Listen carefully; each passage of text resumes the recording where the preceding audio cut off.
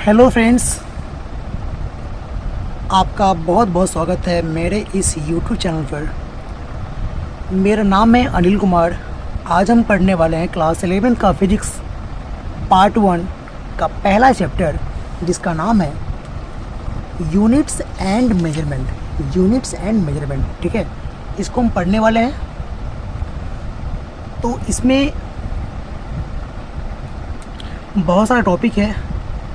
पहला topic introduction वाला part है, दूसरा the international system of units है, तीसरा टॉपिक है सिग्निफिकेंट फिगर्स, चौथा है डायमेंशंस ऑफ फिजिकल क्वांटिटीज़, पांचवा है डायमेंशनल फार्मूले एंड डायमेंशनल इक्वेशंस, सिक्स है dimensional analysis and it's applications. ठीक है, तो पहला हम पढ़ने वाला है इंट्रोडक्शन। ठीक है, तो इसमें हम सीखेंगे यूनिट्स के बारे में, इसके बाद सीखेंगे फंडामेंटल और बेस यूनिट्स के बारे में, उसके बाद सीखेंगे हम डिराइव्ड यूनिट्स के बारे में, उसके बाद सीखने वाले हैं सिस्टम ऑफ यूनिट्स। ठीक है, तो एनसीईआरटी जो पार्ट बुक है उसका हम लाइन बाय लाइन डिस्कस करेंगे। ठीक है, एक भी लाइन को हम स्किप नहीं करेंगे, क्योंकि नीट के लिए एनसीईआरटी का हर लाइन बहुत ही ज़्यादा इम्पोर्टेंट होता है। ठीक है, हर लाइन को समझना भी बहुत ज़रूरी होता है, या फिर बोर्ड एग्ज़ाम क्यों ना हो, बोर्ड एग्ज़ाम के लिए भी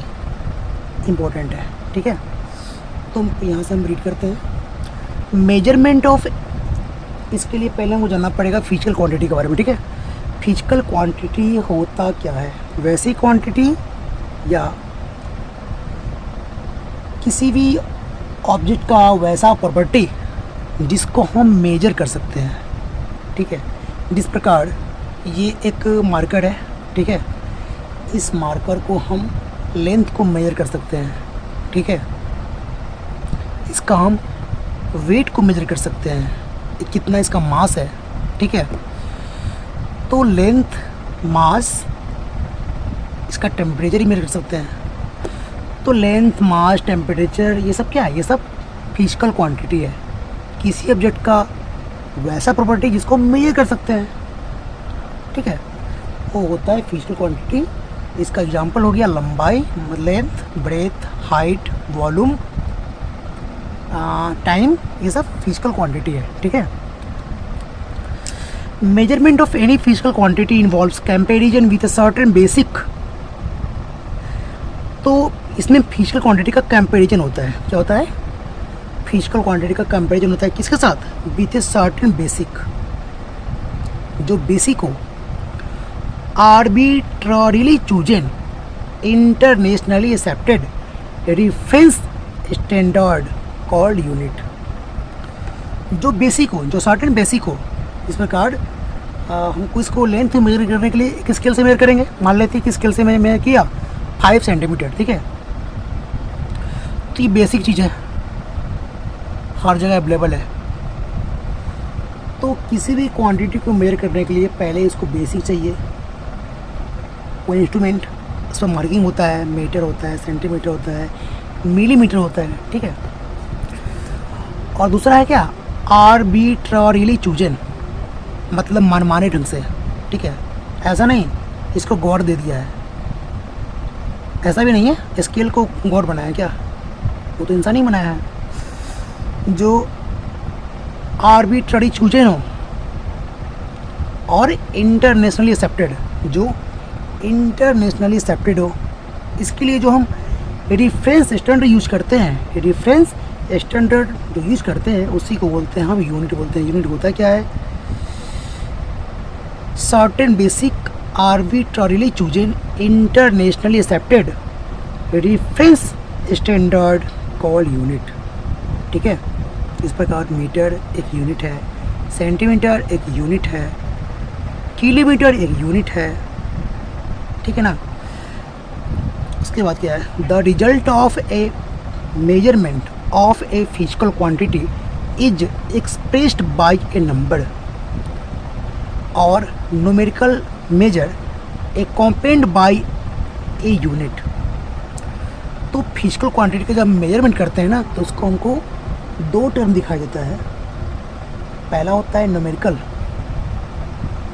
मेजर, मतलब अगर मैं एक पेन है, पेन का मेजर किया 5 सेंटीमीटर, तो 5 एक नंबर है, मतलब नंबर को हम न्यूमेरिकल मेजर भी कर सकते हैं, कह सकते हैं, ठीक है। उसके बाद यूनिट 5 सेंटीमीटर, मतलब सेंटीमीटर क्या है, एक यूनिट है, और 5 सेंटीमीटर एक न्यूमेरिकल वैल्यू है, ठीक है। Allow the number of physical quantities appears to be very large. तो जब हम फिजिकल क्वांटिटी का मेजर करते हैं ना, तो उसका जो रिजल्ट जो होता है ना बहुत बड़ा होता है। तो उसके लिए है ना हमको एक we need only a limited number of units for expressing all the physical quantities. उसके लिए है ना हमको लिमिटेड नंबर ऑफ क्या है, यूनिट्स है, ऐसा नहीं अनलिमिटेड है। तो बड़ा जो वैल्यू बड़ा होता है उसके लिए हम यूनिट्स यूज़ कर सकते हैं। मान लेते हैं कि 5000 मीटर, तो हम 5000 मीटर है ना, ये लिखने में थोड़ा स्पेस ज़्यादा लगेगा, इसको लिख सकते हैं ना 5 किलोमीटर। तो हम यूनिट का उपयोग करके हम इसको हम छोटा कर सकते हैं। इसके लिए लिमिटेड नंबर ऑफ यूनिट्स है, ठीक है। उसके बाद since they are interrelated with one another, जो भी यूनिट होता है ना वो एक दूसरे से क्या होता है, इंटर रिलेटेड होता है, ठीक है। इस प्रकार सेंटीमीटर मीटर, तो 100 सेंटीमीटर इक्वल टू 1 मीटर, ये क्या है, दोनों एक दूसरे से इंटर रिलेटेड है, ठीक है। The units of the fundamental or base quantities are called fundamental or base unit. Fundamental को हम बेस कहते हैं, ठीक है। फंडामेंटल कोई क्या कहते हैं, हम बेस कहते हैं। तो फंडामेंटल और बेस क्वांटिटी का जो यूनिट होता है ना उसी को बोलते हैं क्या, फंडामेंटल और बेस यूनिट्स, ठीक है। ये तो सिंपल है। The units of all other physical quantities can be expressed as combination of the combination of the base units, ठीक है। और क्या बोला, units of all other physical quantities, मतलब अदर फिजिकल क्वांटिटीज मतलब बेस यूनिट का छोड़ करके, ठीक है, बेस क्वांटिटी का छोड़ करके हम जो भी क्वांटिटी प्राप्त करते हैं ना वो होता है डिराइव्ड क्वांटिटीज, ठीक है। बिना बेस क्वांटिटी का यूज़ किए हुए हम डिराइव क्वांटिटी प्राप्त नहीं कर सकते हैं, ठीक है। तो कहने का मतलब ये है जो डिराइव यूनिट्स होता है ना वो बेस यूनिट का क्या होता है, कॉम्बिनेशन होता है, एक्सप्रेशन होता है, ठीक है।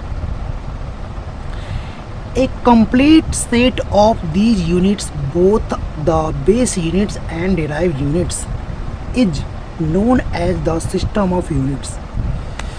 तो मैंने ये जाना कि बेस यूनिट और डेराइव यूनिट्स के बारे में, ठीक है।